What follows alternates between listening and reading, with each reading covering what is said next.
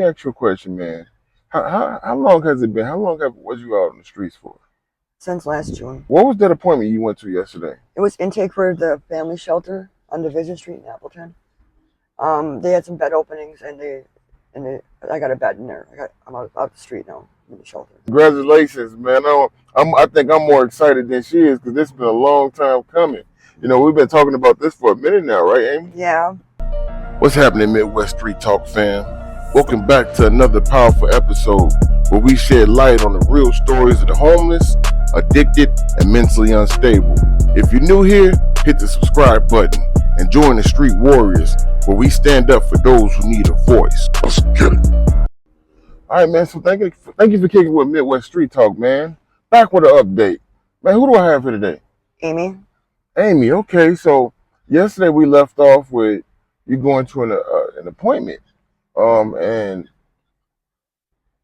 before this appointment, let me ask you a question, man. How long has it been? How long was you out on the streets for? Since last June, for about a year. For about a year? Yeah. You've had to, endure these terrible conditions and sleep outside and everything like that? Yeah, it's horrible. Okay. And during that time, did you have any addictions? Well, I've been cleaning up heroin for 7 years. I'm struggling now with a couple other things, but it's better. So you mean to tell me not only did you go to this appointment that we're about to talk about, you kicked addiction? Yep. Man, so you got a new start to your life then? Yep. So what was that appointment you went to yesterday? It was intake for the family shelter on Division Street in Appleton. They had some bed openings, and I got a bed in there. I'm out the street now in the shelter. Man, Amy, that's dope. Hey, man, congratulations, man. I think I'm more excited than she is because this has been a long time coming. You know, we've been talking about this for a minute now, right, Amy? Yeah.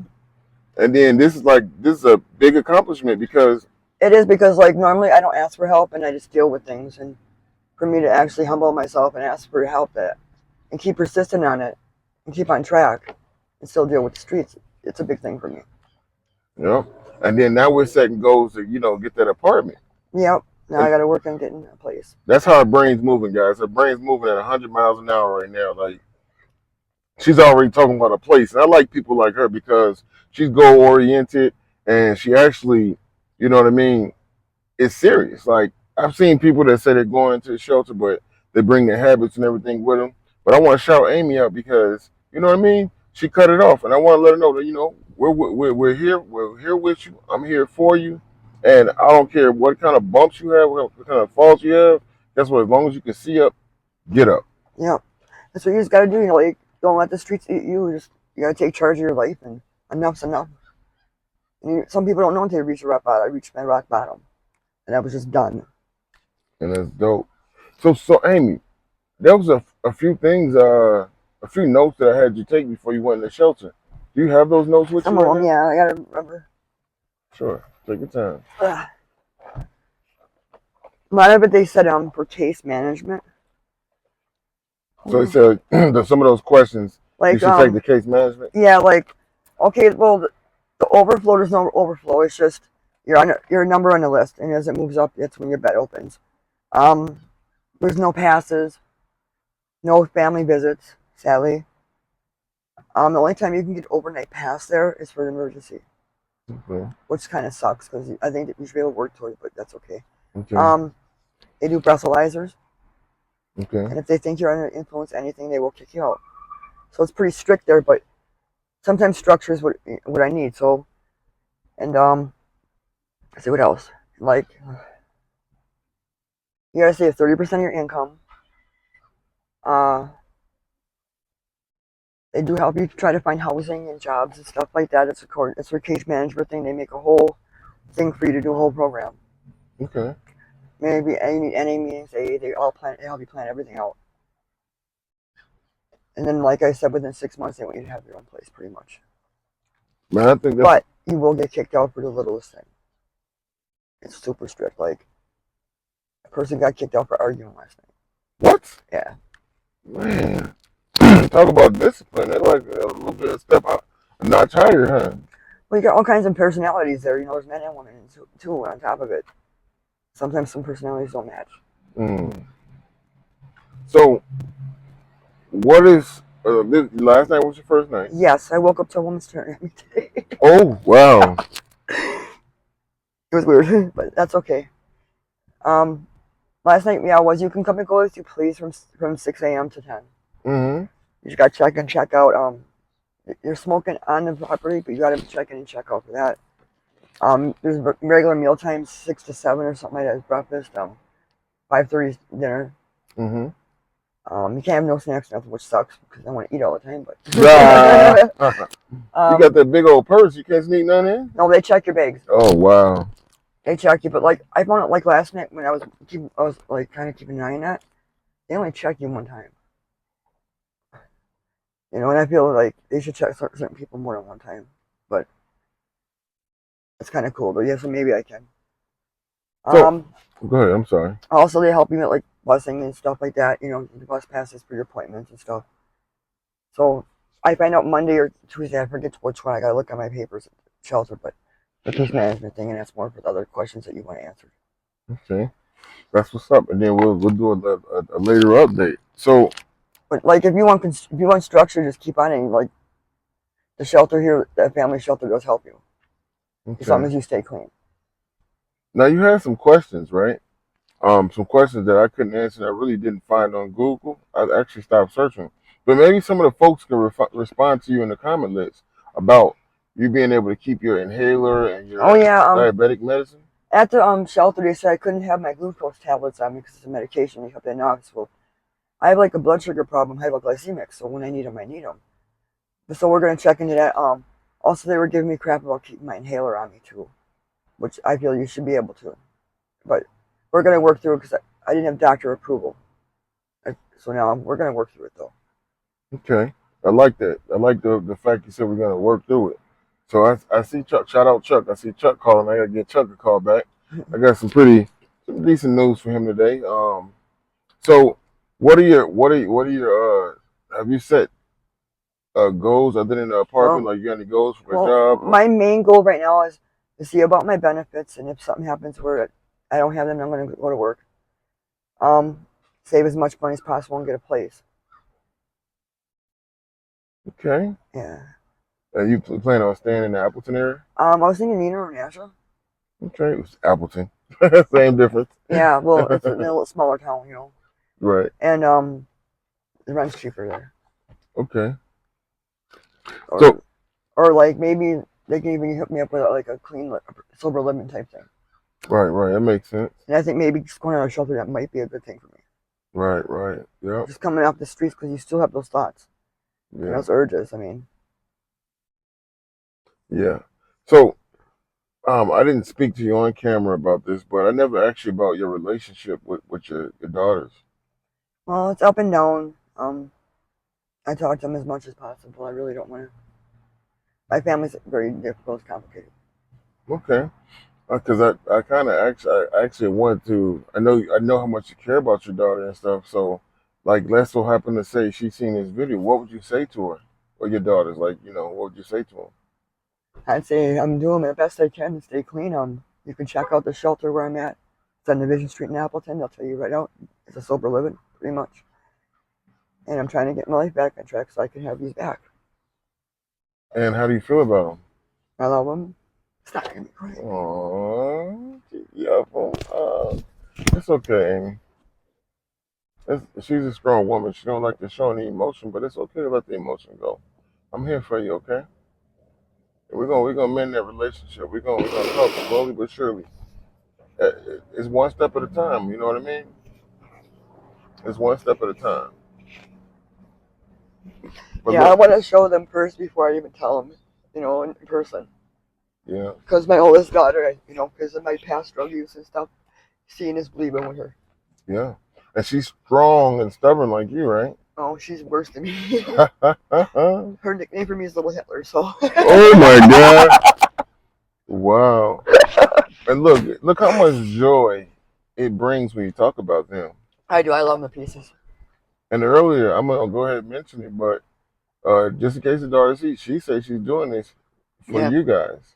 Yep. For herself mainly, but for you guys. And man, if you knew that oldest gal. Don't want to be around them when I'm still sick. I know, I get it. What's the oldest girl's name? Misty? Misty. If you knew how much your mom loved and cared about your crazy self. Mm-mm-mm. But shout out to Misty. And what's the younger one's name? Taylor. Taylor. If she knew how intelligent she told me you were. She talk about y'all all the time. I know y'all. Taylor, you love your granny. Yep. You with your granny right now, probably right now. See, that's how much I know about you. That's how much she talk about you guys. So I wanted to go ahead, Her granny and her just in cats. case, her granny and the cats. So look at all that joy. So I'm shouting them out, and I'm going to keep this in her remembrance because this will encourage her to stay on her goal. You know, these little key points, little small key points like your daughter. So now when we talk about, let's say Social Security don't have anything for you. Now when we talk about job, I you don't know care what I if I mean? have to go play a taco, but I'm limited with my jobs because of my crime, Yeah. because I have a theft and I have drug charges and stuff like that. So I'm probably gonna have to be, I don't know, whatever I can get a temp service or whatever. Were you a bit naughty back in the day? What? Were you a bit naughty back in the day? Yeah. The only Last few years, yeah. the only thing that matters now is the new creature that God made you. Exactly. Yeah. I'm gonna show a picture. I'm gonna put a picture up right here. Hopefully I remember to put the picture up right here. But Amy went to church with me, y'all. And he kidnapped me. Yep, I sure did. And I look up and I look over to the right of me. She praising and worshiping right with me. She enjoying herself. And then she got a word. Mm-hmm. Did you get a word? A word. Did God talk to you through the pastor? Yeah, he just said pretty much get your butt moving and do what you got to do, and just stop procrastinating. Ooh, was it on time? Yeah, it was. She's been moving ever since. Yep. Ever since I got like this energy, willpower to actually go and follow through instead of, okay, I'll do this only half-ass. I got to do it all the way. I'm too old to be out here. My family needs me. It's time to grow up. Okay. So man, look, man, I just wanted to touch down on the update and share some of the good news. It usually takes me a week or two to get updates from people, but you had a very quick one because you're on the move, and I feel like we're gonna have another one real soon here. Good news. You know what I mean? Keep up the good work, man. I just want to say, no matter how hard it is out here, just don't give up. Don't give up. Keep trucking. And be persistent. Be persistent with these places. If you're up in their faces, it helps. Here I am. Okay, now what? And don't let them say because of your record or whatever you can't get in the shelter. Go up in that shelter space then. And that's what I did to get in. Because at first they said I couldn't, and then I got up in the person's face. And then the mind could be a powerful vessel against you too, right? Because you thought that it was going to take forever, and you thought you wasn't going to be able to get in. But what happened? Well, within 3 days after on the list, which is real quick here, I was in versus the other shelter. I've been waiting for a month yet. And she contacted the other shelter more. Sometimes people need people to connect with, or sometimes people just need that moment of clarity to think clear, so they can think. Look, let me try another shelter. Let me move forward. So don't take no for an answer unless you exhaust all efforts there. And remember, the littlest question might be the most important. Ooh, that's a good message. Because they did my background check and said just because you have an open case doesn't mean you can't be here. Man, that's a good message. And I just want to just before I let you go down back. How did you feel at that moment? Like I was like, "Hi, in your face." That's what's up, man. I'm so proud of you, man. And I'm gonna be like I said, I'm here as part of this mission as much as I can. I know I got stuff I have to do throughout the day, throughout the week, but I'm definitely gonna be checking on you as you see. I'm definitely gonna be making sure things are solid and praying for you as usual. Yeah, I'll be messaging your wife too. So. And shout out Miss Midwest Street Talk. She's gonna be getting on the horn with you. So she planned on having coffee with you. She wants a coffee. If you know about her and her coffee, this girl is crazy about her coffee. She'll probably bring her own stash with her in a little flash bottle. It's motor oil, by the way. It's not coffee. It's motor oil. So yeah, man, I'm sure she look forward to that. You guys can set up an appointment, Shoefly, and set up an appointment or do whatever. But before we let you go, man, who should they subscribe to? Midwest. That's the West Street Talk. Yeah. No street talk. See, I See, froze up. I made you say I'm it like shy. me. You called me out. You threw me out there with the kids. No, man, love the kids, love the babies, Mhm. man. That's gonna be my weapon with you now. From now on, No, I know how to use it, man. I'm gonna make you cry. Get you motivated, get you inspired. Yeah, I'm just done. Like, and then being actually homeless on the street, having to sleep in the gutters or whatever. I slept in the park on a jungle gym. I mean, Oh, it made me man. open up that I didn't want to be here. I didn't want to be like these people that keep doing it. Yeah, There's so many people that get chances and they screw it up. Don't screw it up if you don't get your chance. That's all I gotta say. man, that's dope. And right about now, man, the music come on. Let me see do a little dance. Yeah. I love you, man. Talk to you later. Mac